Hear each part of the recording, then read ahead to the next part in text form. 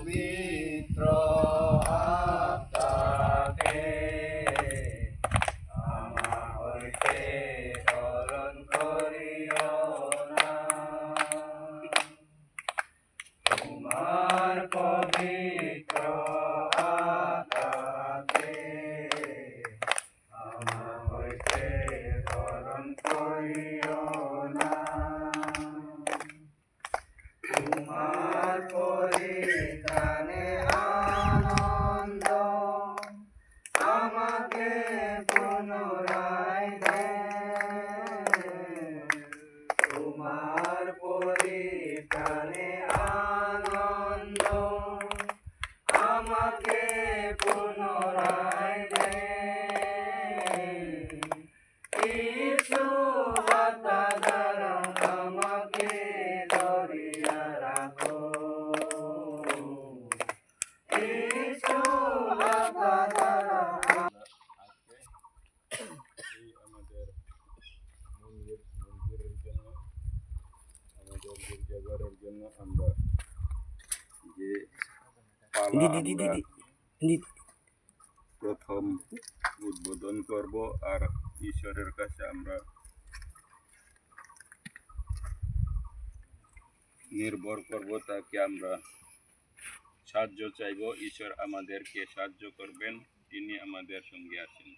কেননা আমরা তার গৌরব প্রশংসনার্থে, তার আরাধনার্থে আমরা এখন এই গির্জাঘরের জন্য, নতুন গির্জাঘরের জন্য আমরা তার কাছে আবেদন করি, তিনি আমাদেরকে আশীর্বাদ করবেন।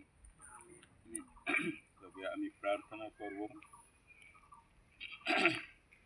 প্রেমময় স্বর্গস্থ পিতা, এমন সময় তোমার কাছে ধন্যবাদ দিই। দেখো এই আমাদের মন্দির গির্জাঘর তোমার জন্য প্রভু, তোমার বিশ্রামের ঘর, ইহা তুমি বলিয়াছ আমার জন্য কি তুমি বিশ্রামের জন্য প্রস্তুত করিয়াছ। পিতা, তুমি তো আমাদেরকে জানো, আমরা মানুষ পাপী, আমরা কিছু জানি না, শক্তি নাই। ইহার জন্য তোমার কাছে আমরা চাই প্রভু, তুমি আমাদের যে চাহিদা তুমি আমাদেরকে পূরণ করো। কেননা প্রভু তুমি মাত্র শক্তিমান, তুমি আশীর্বাদ কর্তা, তুমি দয়াময় পিতা। ইহার জন্য তোমার কাছে আমরা আবেদন করি, তোমার কাছে আমরা প্রার্থনা করি, যেন এই আমাদের গির্জাঘর যেন পুরো সম্পূর্ণ হইতে পারে প্রভু। এখন আমরা উদ্বোধন করি, আরম্ভ করি, যেন আমরা সম্পূর্ণ করতে পারি প্রভু। তুমি মাত্র আমাদের সহায়, তুমি আমাদের ত্রাণকর্তা। কেননা তোমার শক্তি ছাড়া আমরা কিছু করতে পারি না।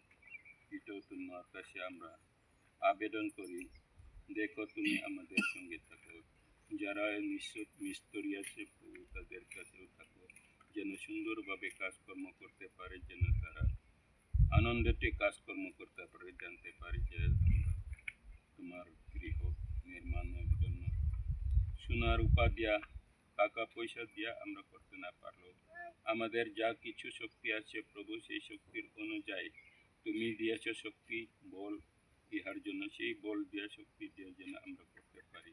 কিন্তু আমরা প্রভু তুমি জানো আমরা গরিব, টাকা পয়সা নাই, সোনা রূপা নাই। ইহার জন্য তোমার কাছে সমস্ত আমরা সমর্পণ করি।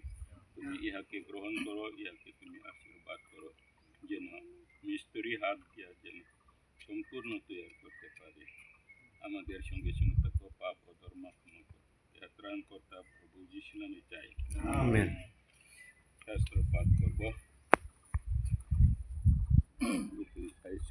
যোহান লিখিত মতি লিখিত 7 অধ্যায় 24 হইতে 25 পর্যন্ত আমরা পড়ব।